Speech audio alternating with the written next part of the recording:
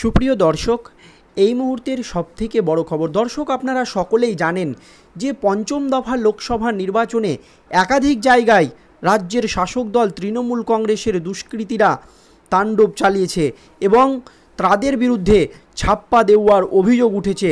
আর সেই পঞ্চম দফা থেকে শিক্ষা নিয়ে এবার তৃণমূলের বিরুদ্ধে কঠোর পদক্ষেপ নিল জাতীয় নির্বাচন কমিশন।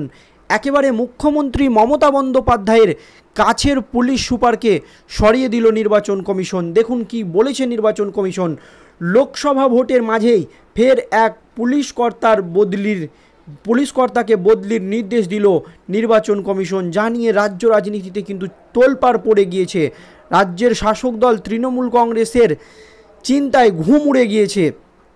এবার সরানো হলো পশ্চিম মেদিনীপুরের পুলিশ সুপার আইপিএস ধৃতিমান সরকারকে, যিনি মুখ্যমন্ত্রী মমতা বন্দ্যোপাধ্যায়ের খুব কাছের একজন পুলিশ সুপার।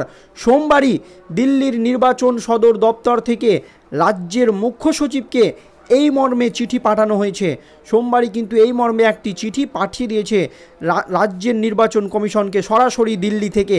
আগামীকাল বেলা 11টার মধ্যে পশ্চিম মেদিনীপুরের নতুন পুলিশ সুপার হিসাবে 3 জন অফিসারের প্রস্তাবিত নামের তালিকা দ্রুত দিল্লির জাতীয় নির্বাচন কমিশনের কাছে পাঠানোর নির্দেশ দেওয়া হয়েছে। সেখান থেকেই তারা নতুন পুলিশ সুপার ঠিক করবেন এবং কোনো মতেই এই মুখ্যমন্ত্রী মমতা বন্দ্যোপাধ্যায়ের কাছের এই পুলিশ সুপার ধৃতিমান সরকারকে মেদিনীপুরের রাখা যাবে না। কমিশন থেকে স্পষ্ট করে দেওয়া হয়েছে আইপিএস ধৃতিমান সরকারকে নির্বাচন সংক্রান্ত কোনো দায়িত্বে বদলি করা যাবে না।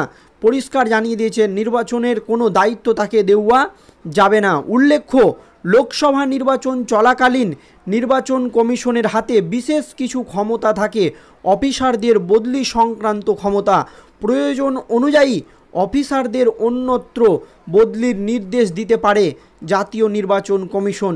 আর সেই অস্ত্রই এবার রাজ্যের শাসক দল তৃণমূল কংগ্রেসের ওপরে প্রয়োগ করল নির্বাচন কমিশন।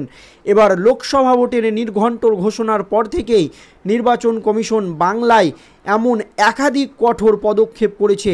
আর পঞ্চম দফা ভোটের পর এটা আরও কঠোর পদক্ষেপ বলে মনে করছে রাজনৈতিকবিদদের একাংশ। রাজ্য পুলিশের ডিজি থেকে শুরু করে একাধিক পুলিশ কর্তা, জেলা শাসককে বদলি করেছে কমিশন। গতকালই পুরুলিয়ার পুলিশ সুপার অভিজিৎ বন্দ্যোপাধ্যায়কে বদলির নির্দেশ দিয়েছিল জাতীয় নির্বাচন কমিশন। তারপর আজ ফের এক পুলিশ কর্তার বদলির পাশাপাশি কাঁথির এসডিপিও পদ থেকে দিবাকর দাসকেও সরানোর নির্দেশ দিয়েছে নির্বাচন কমিশন। ওইদিকে মেদিনীপুর থেকে ধৃতিমান সাহাকে বদলির নির্দেশ দিয়েছে।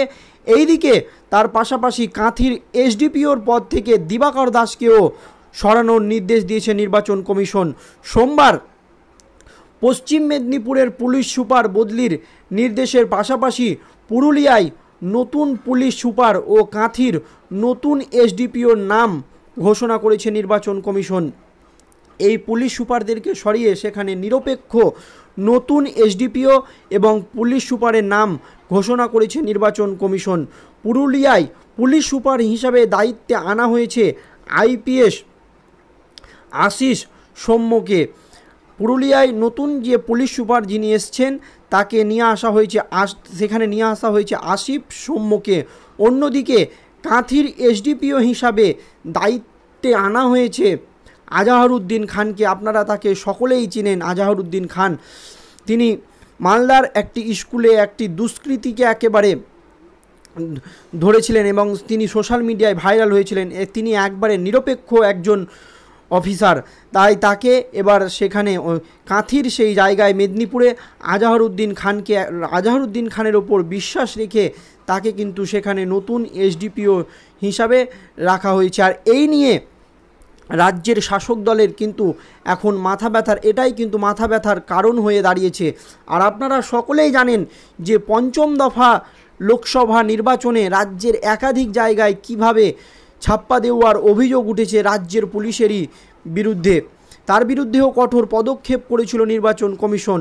আর এবার যাতে সেই ধরনের ঘটনা আর তৃণমূলের নেতাকর্মীরা ঘটাতে না পারে, ছাপ্পা না দিতে পারে, সেই জন্যই আগে থেকে সতর্ক হলো জাতীয় নির্বাচন কমিশন।